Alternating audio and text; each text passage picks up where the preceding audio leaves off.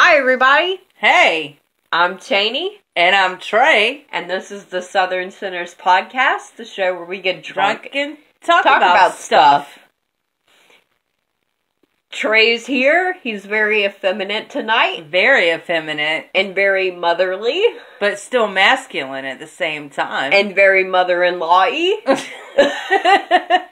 Because that's what happens when you're the person. I don't even know what to say to that. I don't know either. It I was just going along with the joke. It was stupid and we did it. And we did it anyway. And it fucking rocked. Okay. Okay, so Trey is not here tonight. Because he's a pussy. I didn't say that. Cheney did. He's a Pussy. So I have my mom here. Yay! Yay! Mom is on the podcast. Yay! For me. And we are drunk, and we're gonna talk about stuff. Yes, we are. We are. Both things. Okay, so since I'm here, okay, I figured I would talk about something that irritates the shit out of me. Okay. Since Cheney gets to go off about stuff all the time, and I am the fucking master of going off about stuff. It's where I get it from. Exactly. I want to go off about a bathroom issue. I wanted to... Everyone talks about men's issues in the bathroom and men's etiquette. I want to touch on women's etiquette in the bathroom because no one talks about it. No, and I agree that there are problems in Lots the women's of room. problems. There are problems in the women's room. Yes, there are. Yes. And women do not understand that other women do not like what you're doing and you need to fucking stop. I think they understand. I think women have more of an air of, like, I am the only one that matters, because, like... I have a bob, and my husband makes a lot of money. No, you're going to the extreme. I think so. I know. I don't... I really think... That's the point of the show, Mom. I really think it is that women think that it's already an uncomfortable situation, so to them, to make it more comfortable, they have to do certain things, and all they're doing is making it more uncomfortable for other people. Okay, so... No, none of my complaints have anything to do with that. My complaints are, like, on the complete opposite end of, like, fuck you. Okay, well, let me just say mine, and then you can say yours, because I wanted to talk about this. So, okay, my first complaint is... In a women's bathroom, if there are 9 stalls, and I have gone through the effort to go all the way to the very end of the stalls, which is what I always do, the very last bathroom, do not fucking come in and go all the way to the end and sit down in the stall next to me. Because that's the thing in the men's bathroom, too. Like, men say do not fucking pass all the urinals. Women are the same way. I do not want you to come all the way to the very fucking end where I am and sit next to me. You're fucking creeping me out. Go away. My whole rule about the parking lot in relation to this was basically just like parking directly next to my vehicle in a parking lot of empty shit. It's the same thing. It's the same thing. There's this unwritten rule that you leave a stall or a parking space. One stall. At least one stall. Between us. That is so weird. There's no one else. There's no reason to be right next to me. Exactly. And okay. Go ahead. That was the thing with the stalls, and that was just sitting next to me in the stall because that fucking irritates shit out of me. And I will say it kind of under my breath, but loud enough for you to hear me. Like, are you fucking serious right now? Like, you passed 11 fucking stalls to get to the end of the bathroom. Yeah. Okay. So the next thing is, if you come into a bathroom. And I'm sitting in a stall. Right. And you see my feet. That does not make us friends. We're not friends. Don't talk to me. At that point. Don't offer me toilet paper. Don't fucking say, how old are your kids? I don't fucking know. Like, I don't even know what your face looks like. Just don't come into the bathroom and see my feet and think we're friends and start talking to me. That was my second thing. Okay, my third thing is, and this comes from an issue that I have at work. Okay. If you want to hide out somewhere because you don't feel like working, don't do it in the bathroom.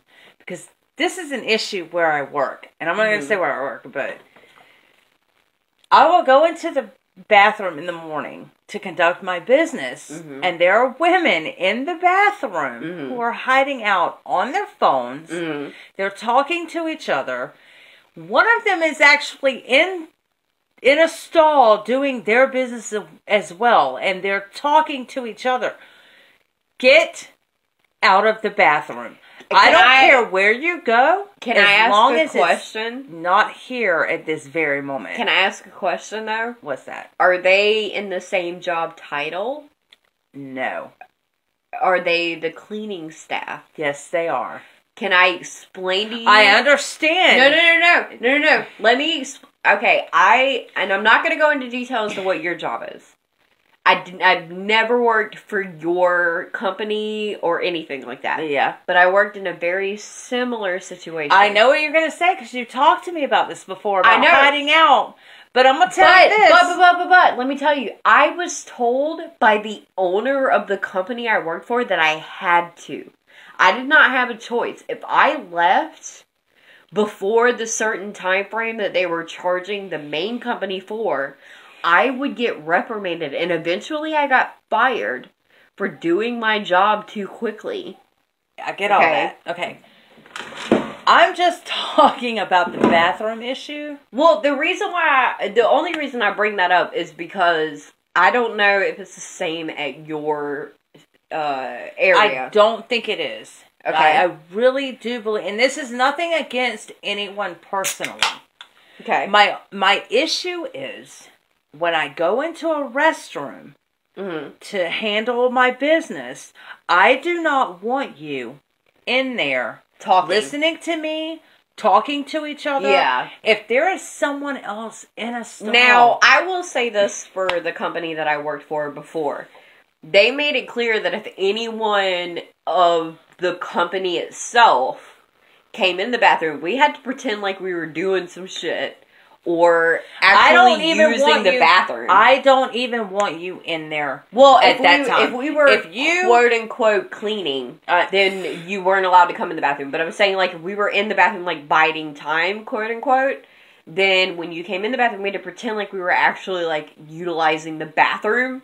Yeah. So I never talked to anybody that came in, okay, so here's my whole thing about the bathroom thing. Okay. And whatever happened with your employer before, I'm just saying, my whole point is this. My whole point is this. I do not want you in the restroom listening to me handle my business. Right. I don't want it. That's always weird. I don't want you walking into the bathroom and talking to me while I'm in the stall. Just be quiet. Quietly. I hate that no matter what bathroom Quietly do your business and pretend I'm not there, just like I'm pretending you're not there. Okay? Yeah. Like, even if I'm in a restaurant and someone comes in and they start talking, it's weird. It's immediately. Weird. Here's the thing. Like, I don't know you. The only time it is acceptable for me, for you to talk to me while we're in the restroom, is if I'm out of this stall. Do not talk to me at all while I'm in the stall. If I come out of the stall and you're out of the stall, because while you're in there, I don't want you to fucking talk to me either. Come out of the stall. If we're washing our hands or whatever, if you have a comment on, oh, this is a really nice bathroom. Oh, they never have enough toilet paper here. If it's a comment on the bathroom itself, that's fine. Don't fucking talk to me about your kid just got married. Or you're fucking... You had a hard day at work. I don't give a shit. I came in here to do my business and I will say, leave. I will throw one little asterisk on that. If you are in the stall and I am in the stall and you are out of toilet paper, you may ask me if I have toilet paper. That is the only exception to the rule. To talk to me while you're in the bathroom. While you're in the stall or while I'm in the stall. Yeah. That's it. If you are out of toilet paper and you would like to know if I could provide you with toilet paper, and that's I will absolutely do that. Acceptable bathroom conversation. And here, okay, to add on to that, if I'm in a stall and I realize there's no toilet paper, which I always try to check before I sit down. Right. But if I ask you for toilet paper and you're like, oh shit, yeah, I got some, that does not mean we're friends either. Yeah, no. Do not carry on a conversation. Give me the fucking toilet paper and then go about your business. Yeah. Okay. So, so we discussed the advice letter that you had gotten about the woman cheating on her husband. On her husband, yeah. Okay, so you had gotten a follow-up. We talked about, you told me that you got a follow-up. We talked about that. And I just wanted to say that I'm a tattletale as well. You are? I'm a tattletale on a lot of things. Okay. I have told before. We're tattletale. We're a family of tattletales. I guess so. I tattletale today, actually. Oh, yeah? On somebody. Yeah. Okay, so I was driving in to get to the hotel. Okay. for this visit. So there was a truck in front of me. It was a pickup truck with a flatbed on it. Mm-hmm. And it had some equipment on the back that was strapped down. And the driver was all over the road. Like he was swerving into the right lane. He was swerving into the left lane. He almost hit a truck. He almost hit a car. So as the lanes split into double lanes, I whipped around him at the red light, got the number off the side of the truck, and called it and told him, like, this guy's all over the road. He's going to fucking kill somebody. Yeah. I really didn't think he was drunk because of the way he was doing it. Like, he had to have been texting or watching a movie or something. Yeah. I had someone on the road today. I went to the local grocery store and I was coming back and there was what I am convinced a teenager in front of me that was too young to even be driving, much less be driving alone. Because I saw their, like, face as I pulled out behind them. Mm-hmm. And they were, like, in the other lane, then, like, in the ditch. And I almost called the cops. Because I was like, this person's a danger to everyone around them. Yeah, I did. Like, there were moments when they were in the other lane. And there was another car, like, oncoming. And they, like, slammed on brakes while the other person, like, whipped, like, all the way into the ditch. And I was like, what the fuck are you doing? So we have been in the car together before. Uh-huh. More than once. Right. When we had to call on a drunk driver. Mm-hmm. And so I could tell today that the guy wasn't drunk. Right. He was distracted by something, and he was all over the road. So I tattletale the shit out of him. When the road split, got up next to him, got the number off the side of the truck, called the company, told on his ass. Because he almost hit a car. Yeah. So, I mean... Alright, well, on that note, I do want to read the follow-up letter. Okay. Okay? Yeah, on the cheating... On the cheating wife. The cheating wife, okay. Yeah. Dear sinners, thanks for the advice. I seriously considered the airplane idea, LOL, but decided to keep it to myself and keep a friend as you suggested. But like you pointed out, she wasn't as slick as she thought she was. The husband showed up at my house and demanded that I tell him the truth because he knew that if anyone knew, I did. This was all in front of my husband, who also demanded that I tell him the truth, so I did. My friend was pissed at me, but after I explained what happened, she apologized for putting me in the situation. Moral of the story is, I got to tell and get off on the technicality that my husband made me do it. Hell yeah! Hell yeah, man. You got off better than I did because I just told, and then, like, at first I kind of tried to be like, well, don't tell her it was me. And then, like, immediately into the descent of the argument, it was like, well, Cheney told me, and then I was... But my thing was like, well, if I'm going to be man enough to tell, I have to be man enough to, like, suffer the consequences. Right, exactly. Because he called me and he was like, I'm sorry, but when I confronted her, like, I couldn't help it. I threw your name out there, and I was like, it's okay. Like, if I told you, I have to be okay with suffering the consequences. Yeah, because here's the thing. If you're pissed off at the person who told, you're pissed off at the wrong person. You're just mad because you got caught. Exactly. And you're looking for someone to blame. Exactly. So you blame the person who finally told. I don't understand. Like, you have to have a lot of energy to cheat on your husband. No like, shit. Like, for me, like, look, I wish I had the life of some women where they can have, like, multiple different men at the same time. It's but so like, fucking I can't, like, I would have to have, like, an app for cheating on my husband so I can keep up with, like, what story I told to which guy. Because I can't even keep up with, like, when a dentist appointment is. And, like, because a lot of times this shit ends up on the same week. Right? I can't imagine having to juggle more than one man along with that. That was, like, yeah, that was, you know, when you guys were growing up, you guys were in everything. Exactly. You guys had so much going. Like, okay, do you remember that the refrigerator was like my planner? Yes, everything I do remember that. Yeah. Was on the fridge. Like, if there was an event, a practice, a meeting. Okay, for anyone listening, let me explain this to you. When Cheney and I are going to talk, we actually have to pencil each other in. Like, I'm not even fucking kidding. Like, we have to text each other and be like, hey, can you talk today? Because it's going to take a while. Yeah, because we're going to be for on us the to phone get done for like 2 hours. So she has to, like, put the kids to bed, and I have to, like, get all my shit ready for the next day. Exactly. Because we're going to talk for, like, 2 hours. We're going to talk forever. Yeah.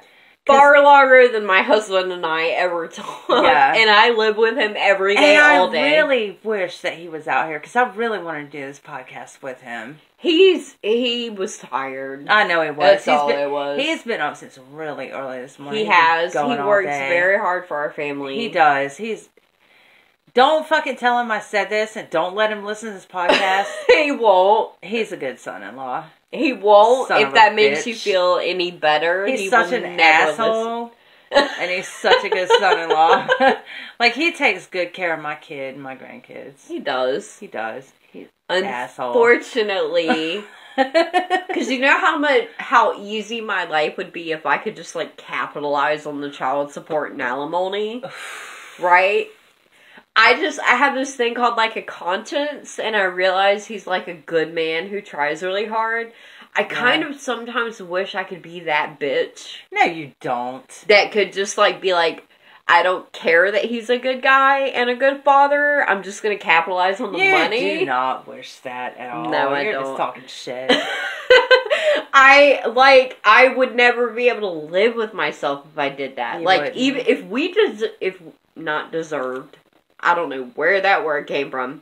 If we divorced tomorrow, I would not be able to not try no matter what, like, unless the divorce was in response to a drug abuse or domestic abuse. I don't ever see that happening. Which I don't see that happening. Hold on. If it was domestic, it would be you beating the shit out of him. I can never see him lifting a finger. I will say this about Trey. He will hit me, but I have to hit him first. I think you would have to probably attack him. That's what I'm saying. Like, I honestly know that there is a point where Trey would smack the shit out of me. But it would be... But I would have to drive him to that point. You would have to, like, push him to that point. I don't... Yeah. That would be, like, a... Has he ever hit me? No. We're still married. But, like, I feel like he would divorce me before he would hit me. That. Yeah, he would never I would have to go through all of those levels of cunt in the same day. At the same moment. Like, he would have to walk in, and not only am I cheating on him, but I'm cheating on him with, like, his best friend. And not only is it his best friend, but it's, like, his brother. And the kids are in the room. And the kids are, like, in the room watching me cheat on him. And at that point... you're so sick. Okay. Like, that is when he would fucking... Or like, you know, like, I'm harming our children. Yeah. Like, oh, yeah. I believe if I were to harm our children, He would yeah. fucking, like, try to kill me if Yeah. I tried to hurt our children. Well, I wouldn't say try to kill you, but... No, Anyway, I believe that. Yeah. Okay, so... Sorry. Let's okay. So we didn't go off about possible domestic abuse. But since Trey has never even come close to putting a hand on me, for the record. Never. And he ever. Like I said, I don't ever see that. I would have to be that level of cunt, and I never have been brave enough to be. But since you brought that up, okay, I already know what the question is this week because we talked about it earlier. My boyfriend and I have been together for a year. A whole year? Those are rookie numbers. You gotta pump those numbers up. He has become jealous of my friends. That's number one. He has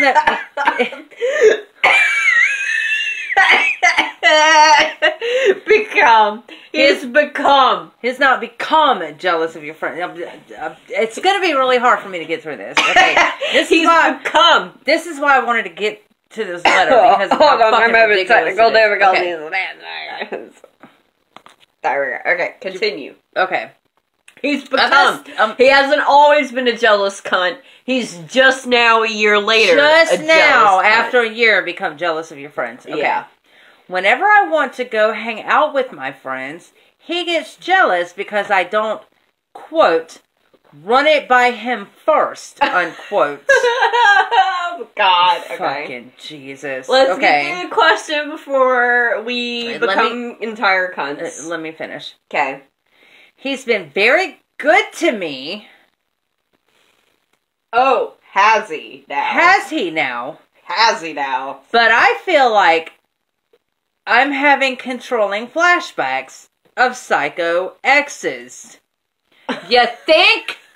Wait, you fucking whoa! Think? Okay, no, wait. Okay. Finish the question before I lose my shit. Okay. I don't want to be controlled. How do I stop it? Fucking break up with him. Now. That's how you stop it. Now. Dumbass. You're being a dumbass. I'm sorry. Okay, so read the first one. The first line. The first line. Okay. And the first line. Listen, if you think we are being harsh on you, send us another fucking letter in a year after he's beat your ass because you went and hung out with your friend. Hold on. Read the first line again. Okay. My boyfriend and I have been together for a year. Okay, how long was you married?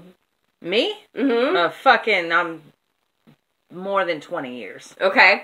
I have been married, or I have been with my husband, not married, but I have been with my husband for almost 6 years. Yes. So we are all, or not all, but both of us are far ahead of you, bitch. You got rookie numbers. That ain't long enough to put up with nothing. Not a Your goddamn thing. Your whole life can move on past a year. Yeah. Your whole life can move on past a year. How the fuck? Hold on. Let me ask you this. Okay. How the fuck have you been with him for a year? He has not just become jealous of your friends. Yeah. This motherfucker has been showing signs the whole goddamn year. Number one, hold on. Yeah. You just started being like, I don't like this. He's been like this the entire goddamn time. And trust me. Read the last line. The second to last line. Okay. He's been very good to me. Let me stop you right there. Let me stop you right there. Yeah, okay. He's been very good to me. How has he been good to you? If he's jealous of your friends after less than a year being together. And he said, hold on, this is why I asked if you don't want me to read the in-between. Because it said, quote, run it by me first. You have to ask his fucking permission to talk to your friends? Dude, okay. To hang out with your friends? Well, here's the thing. They've been together for a year. How long have you been friends with these people? Does it say a year or about a year? It says, my boyfriend and I have been together for a year. A year. It doesn't specify. So this problem had to start prior to a year for you to have sent me this email at a year. True. That's very true. You were together for less than a year, and suddenly you can't go talk to your friends without asking his permission. Running first? it by him? What the fuck? Running it by him means asking his goddamn permission. Exactly. That's what the fuck shit. that means. Number 2, no one who's been in your life for a year can't be replaced. Dude, or gotten rid of in general. What? Listen, let me tell you this. Okay, I don't give a shit. Male, female, transgender, gay, straight, it doesn't matter. Jealousy is fucking bullshit.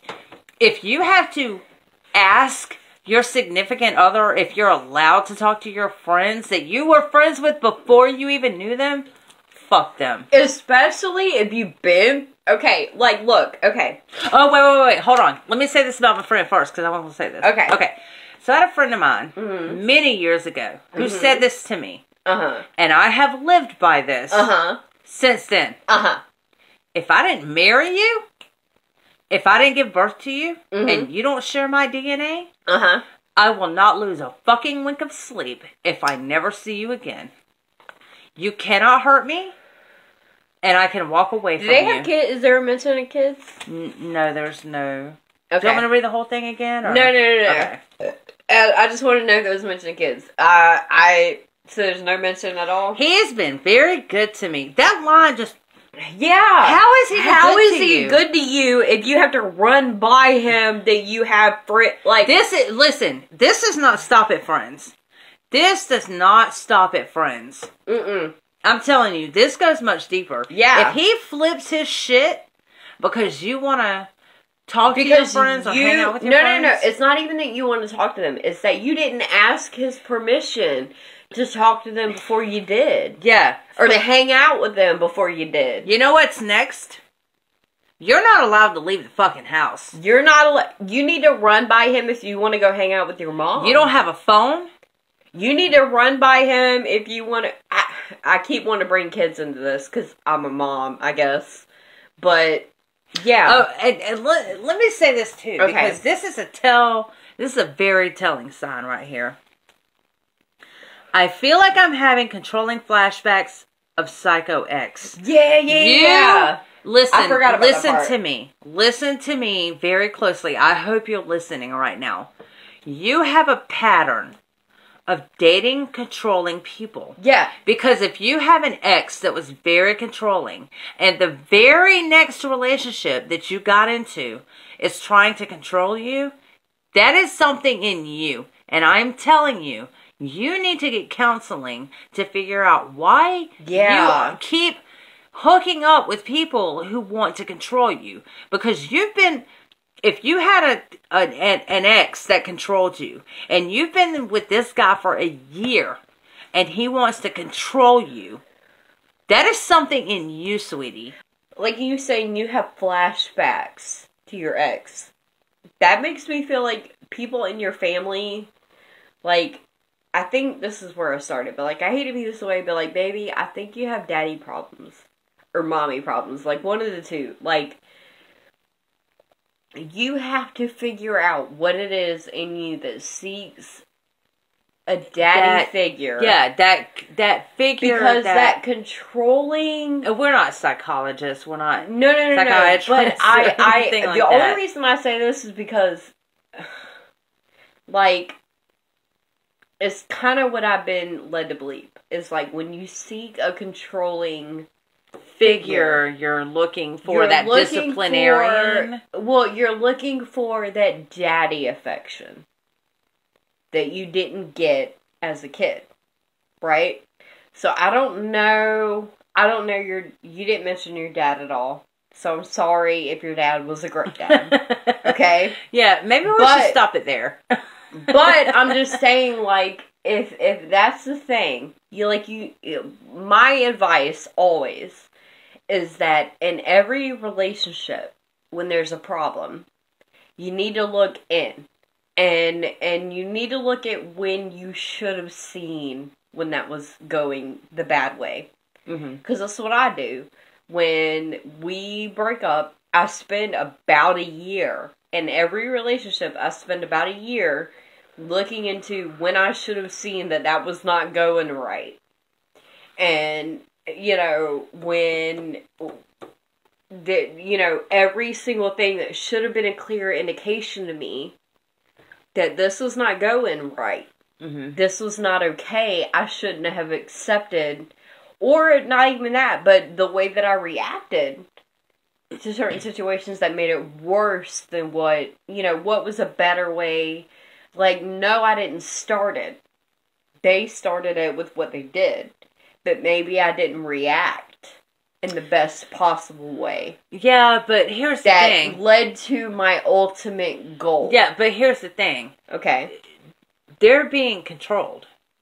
So the situation is... The fact that they use the word... controlled. I get the flashback from my controlling ex. Mm-hmm. Makes me believe that you have a pattern of... That was exactly my point. Exactly. Yeah. And you need probably to get therapy to look into what it is about you. Yeah, that was my original point. Yeah, that seeks this controlling... safe, maybe it's not even your dad, maybe it's your mom is very controlling, and you seek that safeguard that you always had with your mom. I don't know, I'm not a psychologist, don't take my word for fucking our advice ultimately is get therapy, because it sounds like therapy. You need therapy. Yeah. If you have been with someone for a year and you don't know how to get out of them being controlling. And you feel like because they have done nice things for you that you owe them anything. Yeah. That makes me feel like you need help. Yeah, because someone being nice to you does not give them the right to tell you where to go and what to do and how to act. And who to go to. Who to go to. Like if you had a bad day and you want to go... talk to your friend. Talk to your friend. You should not have to say, honey, am I allowed to go talk to my friend? You shouldn't have to run it by your husband or your boyfriend. Your boyfriend. It's not even your husband. Yeah. Like, look, I have been married for a long time now, right? My husband and I have been together for almost 6 years. And I don't think I've ever, quote unquote, run by him. Like, I have a friend that lives across the street. And I walk over there whenever I feel the need. Like, recently, something came up, and I felt the need to walk over there and let her know a situation that was going on. I didn't ask him, or quote-unquote, run by him. I said, hey, I need to go let my friend know about this. And he said, cool. Okay. Like, it wasn't asking permission. Yeah, because leave him. Like we said in the very beginning, if this is something that you've dealt with before and it's happening again, it might seem like a pattern. It's a pattern. And I hate to be this way, but you have daddy issues. Either your dad wasn't there, or your dad was sort of there. I don't... One of them, or either of them, or both of them, were never okay with the life that they had, and sought a different life. Okay? You never had a controlling force, or vice versa, you had a too controlling force. Right? Where there was a force, either your mom or your dad, that was entirely too controlling. Either way, from what I understand, both can end in controlling relationships. Right? Where you either have a dad that's not there, or too much there, or a mom that's not there, or too much there. You end up in controlling relationships where you're searching for that dad or that mom that's too controlling, because that presence was either not there or too much there, and you look for that in your significant others, right? You need to look into you as to what it is in you that's attracted to that crazy. Yeah. Let's just end it here. Okay. We advise you to seek counseling to figure out what it is within you that seeks psychos. not just psychos, but the controlling aspect. Especially if there are kids in the equation. I know you didn't say anything about kids, but I just want to say, if there are kids, please get help, because that makes it even worse. Because if there are kids, then everything about your mental health is contingent upon their mental health. Right? Mm-hmm.